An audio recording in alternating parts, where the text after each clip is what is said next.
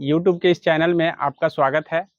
और जैसा कि आप लोगों को पता है कि हम लोग बायोलॉजी का सीरीज पढ़ रहे हैं और बायोलॉजी के सीरीज में आज हम लोग का जो टॉपिक होगा वो जीवाणु और विषाणु। ये दो टॉपिक से हम चर्चा करेंगे क्योंकि इससे एग्जाम में काफ़ी आते हैं, काफ़ी प्रश्न आते हैं। जैसा आप किसी भी प्रीवियस एग्जाम प्रश्नों को अगर देखेंगे तो आपको जीवाणु और विषाणु से प्रश्न पूछे हुए दिखाई देंगे। तो इसीलिए इसकी जानकारी हमें होना ज़रूरी है और बेसिक रूप से भी जानकारी होना चाहिए ताकि हमको सारा चीज़ याद रहे। जैसा कि पीछे ही हम वीडियो में आपको बता दिए हैं कि जीवाणु के पूरा डिटेल्स बताए हैं, लेकिन जीवाणु के उतने डिटेल्स से हमारा काम नहीं चलता है।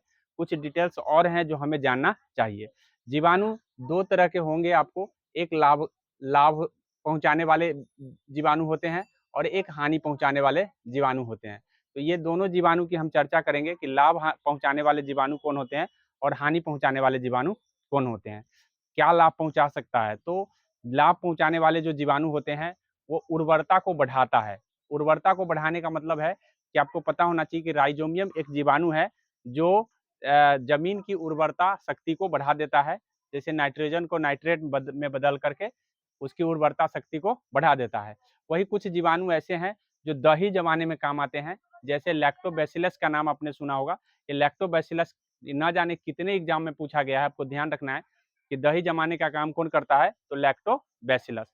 वही आपको प्रतिजैविक के रूप में भी लाभदायक जीवाणु काम आते हैं और प्रतिजैविक से भी एग्जाम में पूछे गए हैं, जिसमें आपको जितना माइसिन लगा होगा, याद रखिएगा, जनरली बात कर रहे हैं, माइसिन लगा हुआ है तो आपको ध्यान रखना है कि ये माइसिन लगा हुआ चीज प्रतिजैविक होता है। प्रतिजैविक को हम अंग्रेजी में एंटीबायोटिक बोलते हैं। तो ध्यान रखिएगा कि एंटीबायोटिक बनाने में जीवाणु का काम आता है। ये पूछा जाता है कि आप एंटीबायोटिक बनाने में कौन सी मतलब कारकों का प्रयोग होता है, तो जीवाणु, विषाणु और कवक रहेंगे। तो आपको ध्यान रखना है कि एंटीबायोटिक में जनरली जीवाणु का भी प्रयोग होता है। अब यहाँ पे लैक्टोबैसिलस का काम है दही जमाना, वही उर्वरता शक्ति बढ़ाना राइजोबियम का काम है। और वही प्रतिजैविक जो यदि आपको ज्वार वार हो जाता है तो आपको एंटीबायोटिक दिया जाता है। तो जैसे टेरामाइसिन, क्लोरोमाइस्टिन और ओरामाइस्टिन हो गया, इरेथ्रोसिन हो गया, स्ट्रेप्टोमाइसिन हो गया। तो इन सभी नामों को आपको ध्यान रखना है।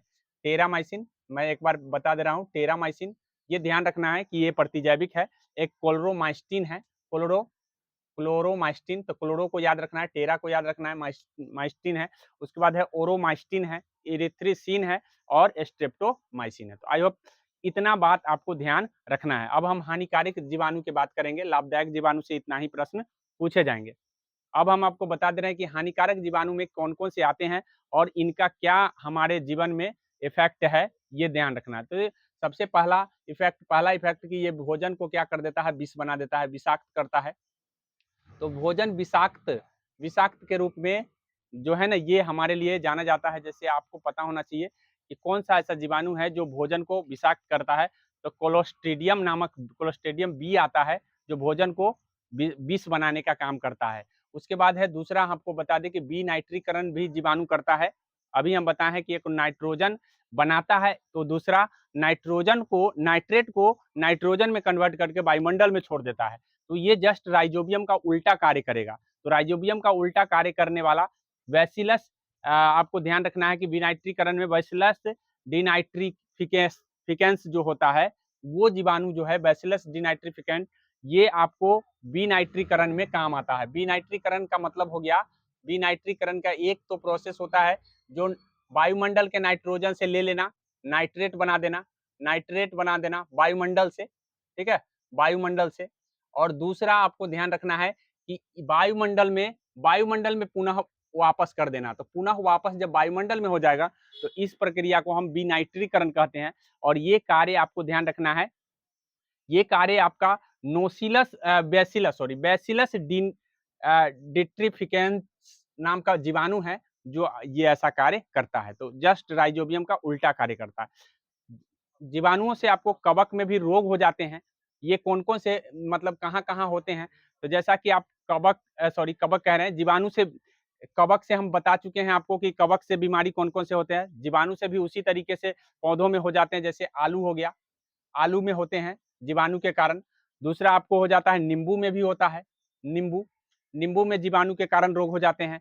वही आपको ध्यान रखना है कि चावल या धान कहिए, चावल या धान कहिए, इसमें हो जाता है। तो इस तरह से आपको कुछ फसल हैं जिनको ये बर्बाद करता है, आप जीवाणु के कारण बर्बाद होता है। तो कौन-कौन से रोग होते हैं? आप आलू में सैथिल रोग जैसे ही पूछेगा जीवाणु के कारण होता है, और वो कौन से जीवाणु है? तो सोलिनीसिमेरम सोलिनीसिरेरम नाम का जीवाणु है, जो सैथिल आलू में जिम्मेवार है, सैथिल रोग के लिए। वही आपको नींबू में कैंकर रोग होता है, जो कि आपको ज़ैंथोमोनास के कारण होता है नींबू में। ज़ैंथोमोनास के कारण नींबू में हो जाता है रोग, आपको ध्यान रखना है। वही आपको चावल में अंगमारी रोग, लेकिन आलू में अंगमारी रोग कवक के कारण होता है, ऐसा हम पीछे ही बता चुके हैं। लेकिन चावल या धान में कहेगा अंगमारी रोग, तो आपको ध्यान रखना है कि ज़ैंथोमोस ओराइजी के ज़रिए ये आपको चावल में अंगमारी रोग हो जाता है। अब हम पादपों में तो बता दिए कि पादप में ये सारे रोग होते हैं। कुछ पशु में भी रोग हो जाते हैं, आपको पशु का भी ध्यान रखना है। कलरा और एंथ्रेक्स 2 ऐसे रोग हैं जो पशु में जीवाणु के कारण होते हैं। तो याद रखिएगा, एग्जाम में कई बार पूछा गया कि एंथ्रेक्स रोग का कारक कौन-सा है? तो जीवाणु है, क्योंकि एंथ्रेक्स रोग पशु में होने वाला जीवाणु के कारण होता है। और कलरा भी होता है। तो क्लास्ट्रीडियम क्लास्ट्रीडियम जीवाणु है जो आपको कलरा रोग से पीड़ित करता है। वही एंथ्रेक्स जो है ना, बैसिलस के कारण हो जाता है पशुओं में, तो आपको ध्यान रखना है। सबसे ज्यादा इंपॉर्टेंट अगर कोई चीज है तो मानव जनित रोग, जो कि जीवाणु के कारण होता है। आपको 100% ये बात एग्जाम में कई बार पूछे गए हैं, ये ध्यान रखिएगा कि मानव में जो होने वाला जो रोग है, वो मानव में कौन कौन से रोग हैं जो जीवाणु से हो जाते हैं। तो आपको ध्यान रखना है, हैजा, डिप्थीरिया, कुष्ठ, कुष्ठ के बाद आपको है प्लेग, टाइफाइड, न्यूमोनिया। ये सारे जीवाणु के कारण होते हैं। तो हैजा हो गया, डिप्थीरिया हो गया, कुष्ठ हो गया, प्लेग हो गया, टाइफाइड हो गया। लेकिन याद रखिएगा कि ये आपको हैजा जो है, हैजा किसके कारण हो रहा है, तो इसके कारक का नाम भी पूछ लिया जाता है। तो विब्रियो कॉलेडी जो होता है, विब्रियो कॉलेडी के कारण जो है, कॉलेडी के कारण ये रोग हो रहा है हैजा, ये बात ध्यान रखेंगे। उसके बाद है डिप्थीरिया, वही कोरिनो जीवाणु, कोरिनो नाम का कोई जीवाणु है जो आपको ऐसे कोरिनो कोलिडी होगा। माइकोबैक्टीरियम के कारण कुष्ठ रोग हो जाता है। निमोनिया की बात करें तो डिप्लोकोकस के कारण निमोनिया हो जाता है। वही प्लेग की बात करें तो बैसिलस पेस्टी के कारण प्लेग हो जाता है। टाइफाइड साल्मोनेला टाइफाइडी के कारण हो जाता है। तो इस तरह से आपको मानव में होने वाले रोग को भी याद रखना है। अब किस तरह से आप याद रखेंगे, बार बार सुनेंगे, 100% याद हो जाएगा। तो चलिए, अब हम आपको जीवाणु की पूरी चर्चा कर दिए हैं। अब हम विषाणु की चर्चा करते हैं, जो कि आपके एग्जाम की दृष्टि से काफी महत्वपूर्ण होगा। चलिए, विषाणु की चर्चा हम सबसे पहले करेंगे। विषाणु की शुरुआत बात करें तो सबसे पहले इसकी खोज इवान विस्की ने किया है। इवान विस्की का नाम आपको ध्यान रखना है विषाणु के खोजकर्ता के रूप में।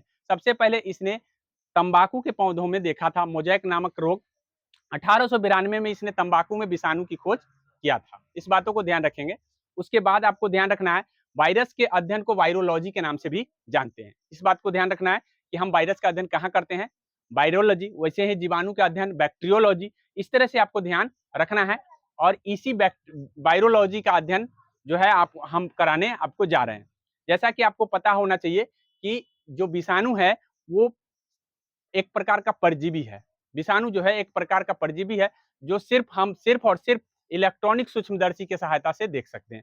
मतलब इतना छोटा है कि बिना इलेक्ट्रॉनिक सूक्ष्मदर्शी की सहायता से हम नहीं देख पाएंगे। अब इस तरह से तो कहने का अर्थ ये है कि आपको ध्यान ये रखना है कि विषाणु जो है इवान वोस्की के द्वारा खोजा गया। वायरोलॉजी में हम इसका अध्ययन करते हैं। ये एक परजीवी है जो इलेक्ट्रॉनिक सूक्ष्मदर्शी की सहायता से हम देख सकते हैं। सबसे पहले हम आपको बता दें कि एड्स एक विषाणु है। एड्स का नाम आपने जरूर सुना होगा। हाँ, एड्स, इसका खोज 1986 में हुआ है। ये डेट आपको कंफर्म याद रखना है क्योंकि एग्जाम की दृष्टि से आपको महत्वपूर्ण है। लेकिन होता किसके कारण है, तो होता एचआईवी वायरस के कारण होता है। ये एचआईवी वायरस के कारण जो है एड्स होता है। ये एड्स एक बीमारी है जो हमारी प्रतिरक्षा तंत्र को खत्म कर देता है। तो याद रखिएगा, ये किसके कारण होता है, एचआईवी के कारण होता है। इस बात को ध्यान रखना है। उसके बाद हम आपको बता दें कि विषाणु एक प्रकार का प्रोटीन, ठीक है, आवरण से घिरा हुआ जी मतलब परजीवी है। प्रोटीन आवरण मतलब इसका जो आवरण होता है वो प्रोटीन से घिरा होता है और एक प्रकार का न्यूक्लिक अम्ल है ये, ठीक है। प्रोटीन आवरण से घिरा हुआ न्यूक्लिक अम्ल है। तो आपसे पूछा जा सकता है कि किसके मतलब जो विषाणु है इनके आवरण किसके बने होते हैं, या इनका जो ऊपर का आवरण है ये प्रोटीन का बना है। वही कवक का हम पढ़े हैं काइटिन का है, लेकिन यहाँ है प्रोटीन का है। इस बात को ध्यान रखेंगे। और पादप जो होते हैं वो होते हैं आपका सेलुलोज का। तो इस सारी चीज को आपको हमेशा याद रखना चाहिए। ये जो विषाणु होंगे, ये जो है हम हमारे ध्यान ध्यान रखेंगे कि ये 3 तरह से देखे जाते हैं। 3 तरह से विषाणुओं को अगर आप देखेंगे तो कहाँ-कहाँ पे आप देखेंगे, तो पादप विषाणु देखेंगे आप, पादप विषाणु। उसके बाद आपको ध्यान रखना है कि ये जो है आपको जंतु विषाणु में भी आप जंतु विषाणु भी कह सकते हैं। और उसके बाद आपको है बैक्टीरियो बैक्टीरियो विषाणु होता है, ठीक है। तो इस तरह से आपको ध्यान रखना है कि ये 3 तरह के विषाणु में आखिर डिफरेंसेस क्या है, क्या डिफरेंसेस है तीनों में। तो आपको ध्यान रखना है जो पादप विषाणु होगा उसमें ओनली आरएनए होगा, आरएनए। और आरएनए की चर्चा हम पहले ही कर चुके हैं।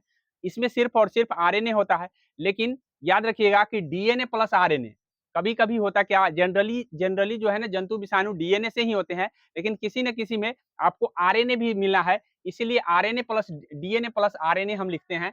तो याद रखिए एग्जाम में पूछा जा सकता है कि जंतु विषाणु होते हैं, जंतु विषाणु होते हैं, ऐसा पूछा गया है एग्जाम में। तो आरएनए और डीएनए दोनों वहां पे आप लगा सकते हो। लेकिन जैसे ही पादप विषाणु कहेगा ओनली आरएनए, और यहाँ पे जैसे बैक्टीरियो विषाणु कहेगा तो वहां पे ओनली सिर्फ डीएनए लगाना है। इस बात को ध्यान रखें, इसमें कभी आरएनए नहीं होता है, इसमें कभी डीएनए नहीं होता है। तो इस तरह से इसके 3 टाइप्स देखे गए हैं।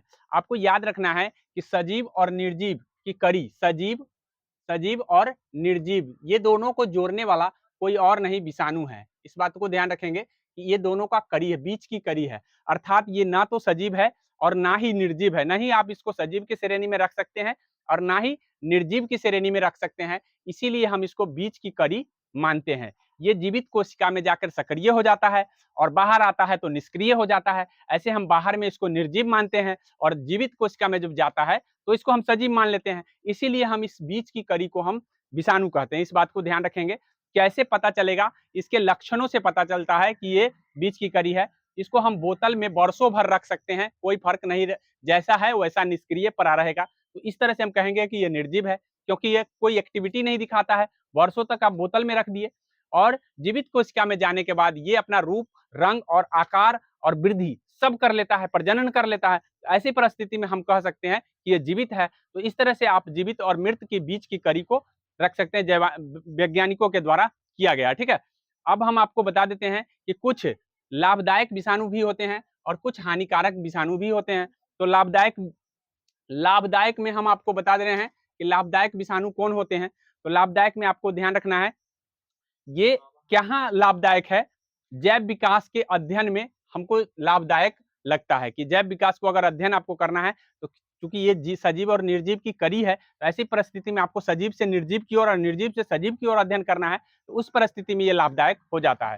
शैवाल सफाई के काम में आपको ध्यान रखना है कि शैवाल की सफाई में विषाणुओं का काम करते हैं। तो इस तरह से ध्यान रखने हैं, ये आपको लाभदायक है। हानिकारक विषाणु की बात करते हैं, तो हानिकारक विषाणु तो कई तरह से हमको हानि पहुंचाते हैं, जैसे विभिन्न प्रकार के रोग पैदा कर देता है।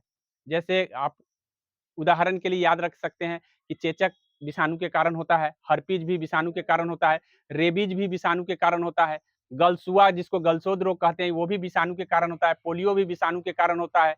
उसके बाद है आपको खसरा, पीत ज्वर, एड्स, ये सारे के सारे विषाणु के कारण होते हैं। और आपको जो अभी हम बताए हैं कि चेचक, हर्पीज, रेबीज, गलसुआ, पोलियो, उसके बाद है ट्रेकोमा, ट्रेकोमा जो आंखों की बीमारी होती है। इस तरह से रेबीज जो कुत्ते के काटने से हो जाता है, गलसुआ जो गाल फूल जाता है, पोलियो जो पूरा पूरा हमारा नर्वस सिस्टम खत्म हो जाता है। तो इस तरह से आपको ध्यान रखना है। पित्त ज्वार, जो पित्त से निकला जो रस है वो हमको एक ज्वार पैदा कर देता है। एड्स जो हमारी प्रतिरक्षा तंत्र को खत्म कर देता है। तो ये सारे विषाणु के कारण ही होते हैं, इस बात को ध्यान रखेंगे। अब एड्स की दवा की बात कर लेते हैं कि कुछ एड्स की दवा है जो चलाए जाते हैं एड्स हो जाने के बाद। HIV थर्ड आपको ध्यान रखना है, कॉम्बिनेशन थेरेपी, जिसको आपको ध्यान रखना है कि कॉम्बिनेशन थेरेपी से किस रोग का उपचार करते हैं, तो एड्स का उपचार करते हैं। HIV थर्ड से एड्स का ही उपचार करते हैं। AZT भी आपको उपचार में आते हैं और अल्फा इंटरफेरॉन भी आपको ध्यान रखना है कि ये एड्स के उपचार में आते हैं। तो जनरली मैंने विषाणु से आने वाले प्रश्न को आपको बता दिया है वीडियो के माध्यम से। यदि आपको अच्छा लगा हो तो लाइक और सब्सक्राइब करें और इसे बार-बार देख करके याद करने का प्रयास करें, क्योंकि आपके एग्जाम में और कुछ नहीं आएँगे, यही 100% आएँगे, ये गारंटी के साथ हम कह रहे हैं।